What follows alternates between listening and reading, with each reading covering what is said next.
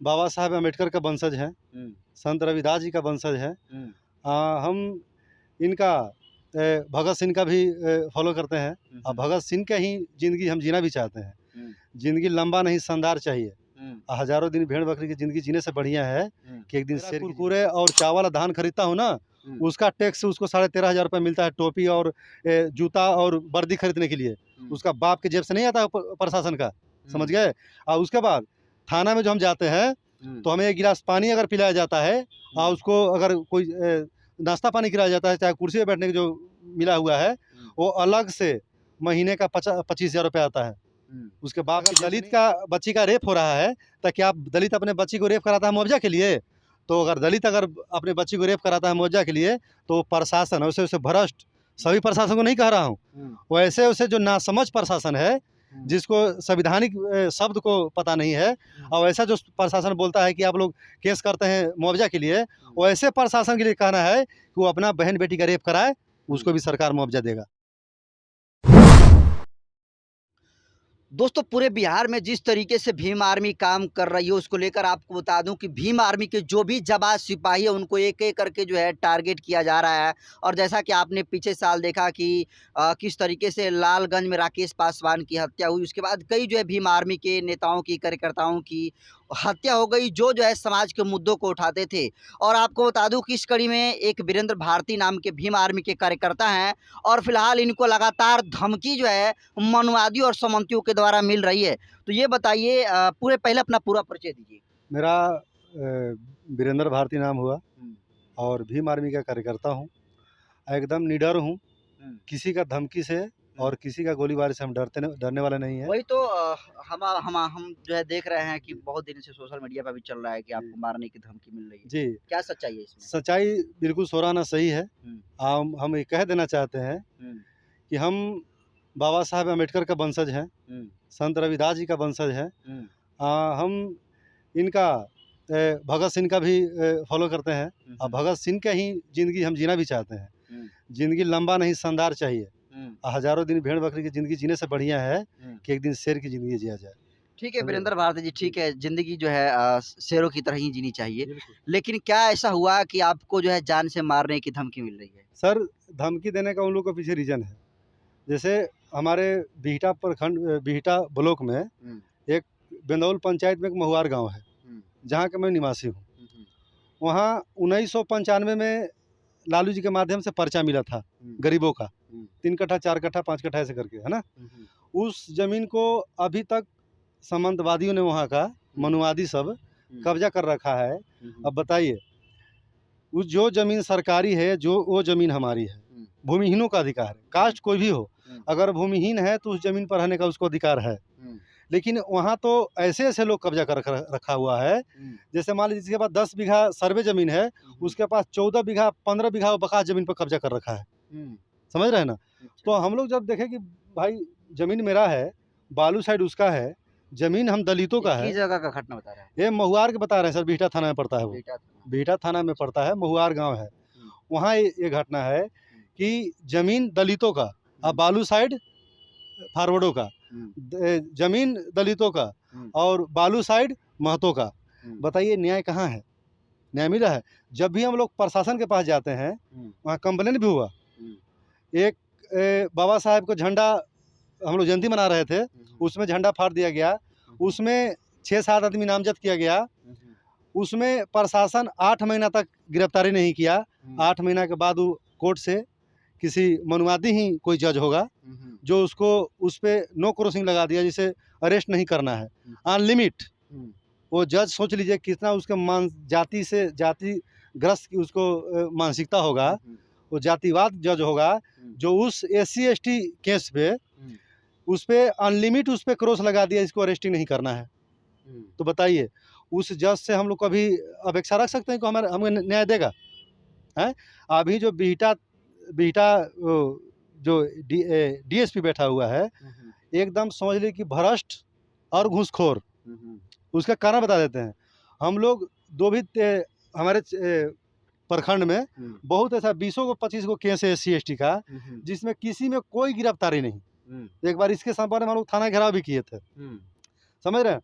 Front पे जाते हैं डीएसपी साहब वो घेराव कर अथी सुपरविजन करने। वो जब आदमी पूछ रहा है, आप पूछ रहे हैं कि क्या कैसे कैसे मैटर हो रहा है, तो ठीक है सर बता रहे हैं। जब बता रहे हैं तो आप बोलने नहीं दे रहे हैं, तो किस तरह का सुपरविजन आप कर रहे हैं?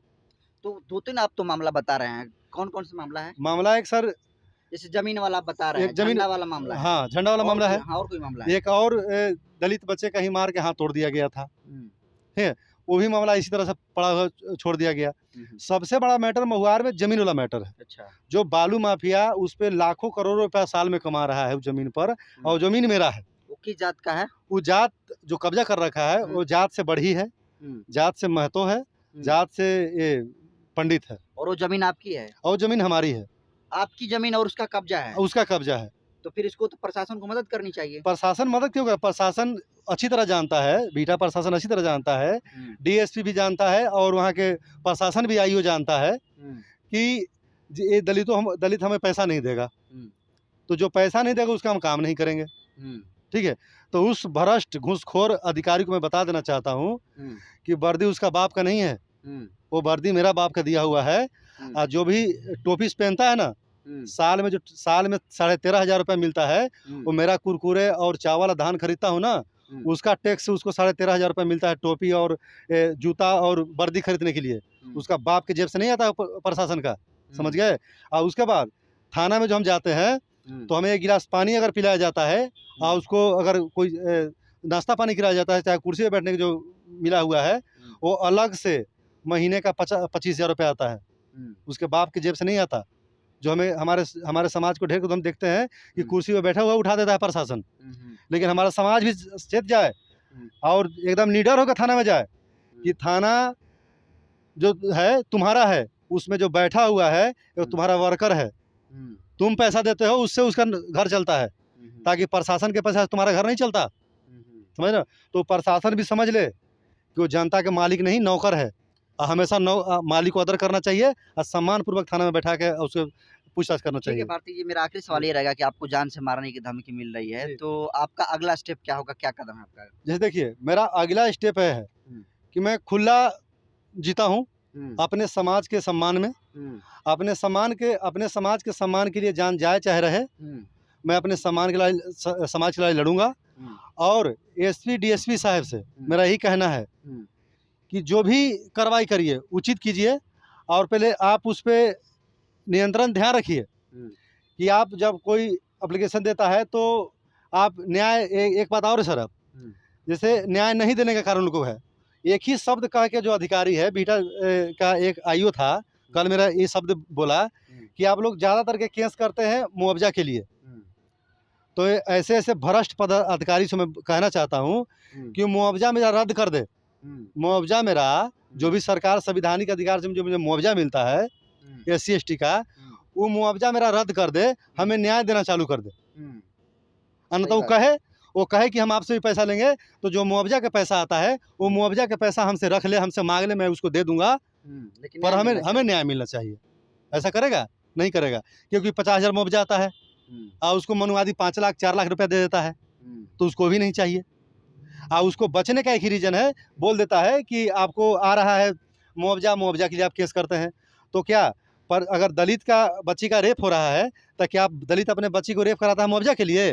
तो अगर दलित अपने बच्ची को रेप कराता है मुआवजा के लिए, तो प्रशासन वैसे भ्रष्ट, सभी प्रशासन को नहीं कह रहा हूँ, वैसे जो नासमझ प्रशासन है, जिसको संविधानिक शब्द को पता नहीं है, और ऐसा जो प्रशासन बोलता है कि आप लोग केस करते हैं मुआवजा के लिए, वैसे प्रशासन के लिए कहना है कि वो अपना बहन बेटी का रेप कराए, उसको भी सरकार मुआवजा देगा।